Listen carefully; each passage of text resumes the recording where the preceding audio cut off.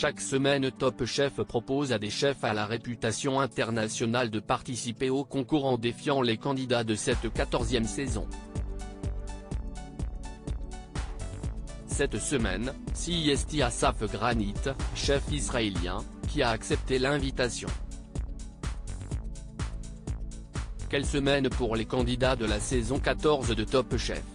Après un challenge de la part de Guillaume Sanchez en première partie d'émission, les cuisiniers sont attendus de pied ferme par Asaf Granit, chef israélien bien connu pour son amour pour Jérusalem, la cuisine de son pays et plus largement de la région.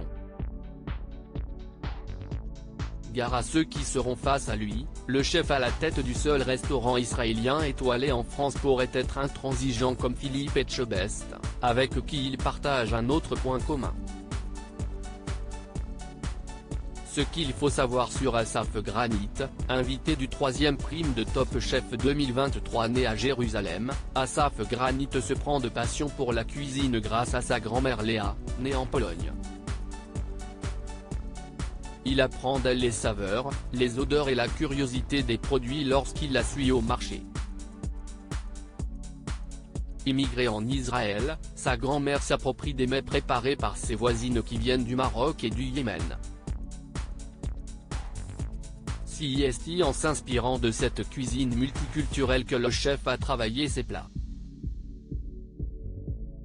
Si son pays le fait vibrer et guide sa créativité, Asaf Granit ne ferme pas ses menus à des inspirations venues d'ailleurs.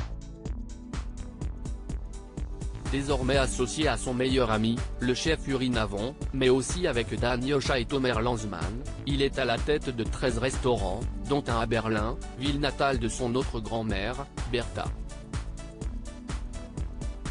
Il s'est aussi installé à Paris, de nombreuses adresses, dont une étoilée l'an dernier et une seconde en travaux jusqu'au printemps, portent sa signature.